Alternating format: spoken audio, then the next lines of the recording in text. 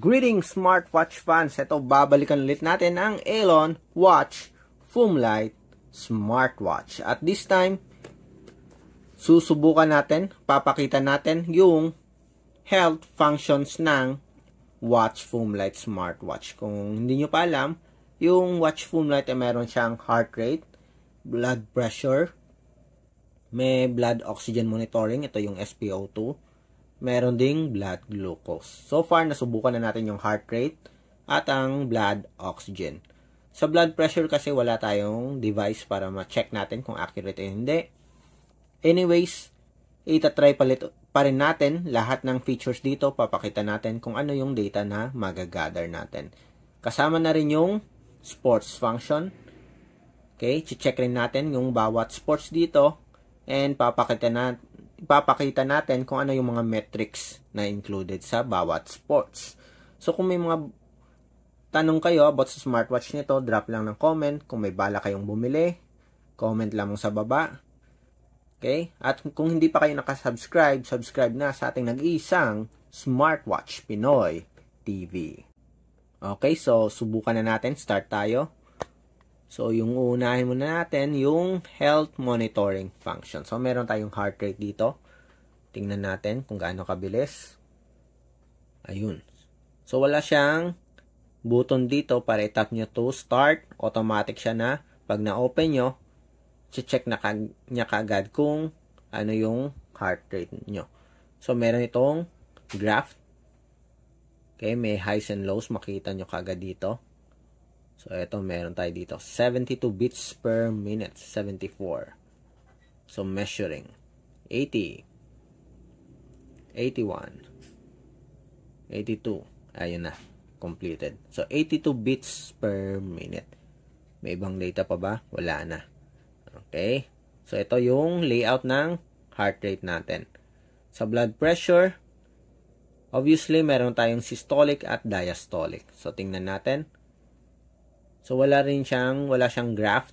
Walang ibang data dito. Tingnan natin mamaya pag nag-end kung merong additional information. But so far, kung nakita natin dito, animation lang at systolic and diastolic. Walang highs and lows. So, wala ring record ng previous na results. Okay, completed. 112/71. Okay, so that's it. So, simple lang. Meron tayong blood, oxygen monitoring. Tingnan rin natin. So, measuring.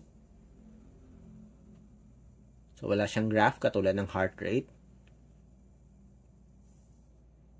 Kanina yung sa blood pressure medyo mabagal siya. So, tingnan natin sa blood oxygen. Okay, measuring. Wait lang natin. 97% complete. So, wala ring ibang data, kundi ito lang. So, percentage and yung logo.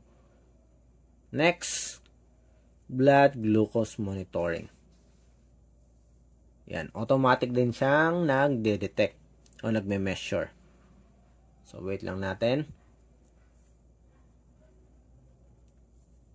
So far, kung napapansin nyo, may na-notice kayo, minimalist yung UI ng ating Watch Foamlight Smartwatch. Wala rin siyang ibang data na pinapakita.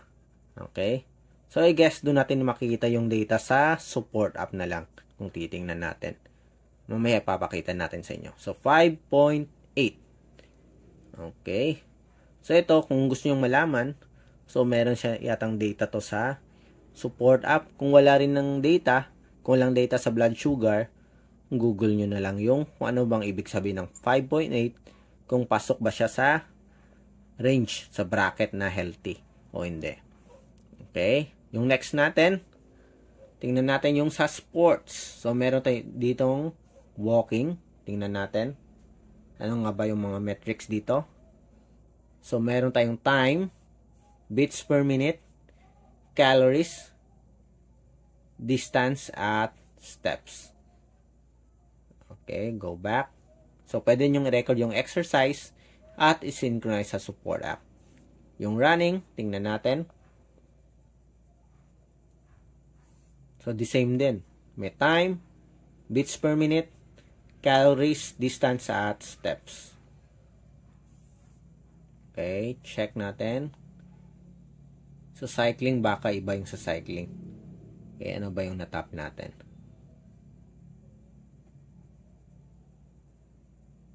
Okay, oh, basketball pala yun. Okay. So, ito lang yung nire-record steps, calories, beats per minute, at time. Okay. Medyo masyadong ano. Ito yung medyo ayaw ko sa watch foam light. Masyadong sensitive yung screen display. Okay. So, kaunting tap mo lang. Yun, nag-activate ka agad. Beats per minute at calories, cycling. Football, badminton. Yan. Beats per minute, calories, steps, at time. So, wala siyang distance. Yung distance, dun lang yata sa walking at running. Okay. So, tingnan natin sa support app. Okay. Yung iba pang data. So far, tingnan natin. Ito lang ba yung mga health functions sa smartwatch? So, steps. Ito yung automatic activity tracking. So, meron siyang graph, time, distance, at calories. Meron ding sleep monitoring. So, minomonitor niya yung deep sleep at light sleep. So, hindi pa natin ito nasubukan. Ito try natin sa susunod ng mga araw.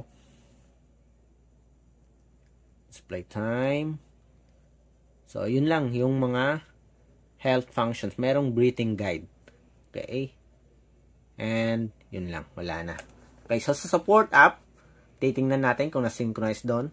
Check natin kung ano yung data kung ano yung additional na data sa JU Pro na application. Okay. So, sa data naman, sa support app, so, gumagamit siya ng JU Pro na application. So, meron tayo ditong smartphone, Android smartphone. So, titingnan natin. JU Pro. So, ito yon. Okay. So, papakita natin sa inyo. Ito yung device natin. Home. Then, heart rate. So, ito. Okay. So, ito meron tayong minimum, average, at maximum heart rate. So, pwede ka na mag-start ng heart rate dito automatically. Ayan. So, meron tayong graph. So, 1 week na graph to, makita nyo yung average heart rate nyo. So, makikita rin dito yung heart rate when resting, minimum heart rate, at maximum heart rate. Day, week, at month. Sa blood pressure, meron din tayo dito. Although kanina, hindi natin na-detect yung first data natin. May mild fatigue dito. Pagod na daw tayo. Okay, yung blood pressure natin. Blood oxygen, 99%. Yung pinagtataka ko lang dito is wala tayong blood sugar. Meron tayong blood pressure, heart rate, pero may sleep monitoring, may walk, pero wala tayong blood sugar. So, yun yung missing dito. Okay? So, baka bibilhin nyo to. Okay? For the purpose na gusto nyong subukan yung blood sugar. So, parang, I'm not sure. Parang hindi siguro to accurate. O hindi reliable. Wala kasi tayong pang-test. Hindi natin alam kung okay ba o hindi. Pero so far, yung heart rate parang okay naman. Meron tayong data for blood pressure, pero hindi natin sure yung accuracy. Meron ding sleep monitoring. Okay? So, that's it sa ating Aulon Foam Light device or the Aulon Foam Light smartwatch. Okay? When it comes sa health monitoring at sports monitoring. So, sa sports, ito, meron dito mga data na makita nyo. Parang meron din siyang support sa connected GPS. So, gagamitan yung GPS, gagamitin niya yung GPS ng ating smartphone para ma-locate yung location mo o ma-track. Okay, so, kailangan nyo ring dalhin yung smartphone nyo, okay, kung nag-exercise kayo. Kung gusto nyo i-monitor yung location nyo. I-record yung outdoor activity. Okay, so that's it. Kung may mga tanong about sa Watchful Light smartwatch, drop lang ng comment sa baba, subscribe, like, and share sa ating nag-iisang Smartwatch Pinoy TV. Bye!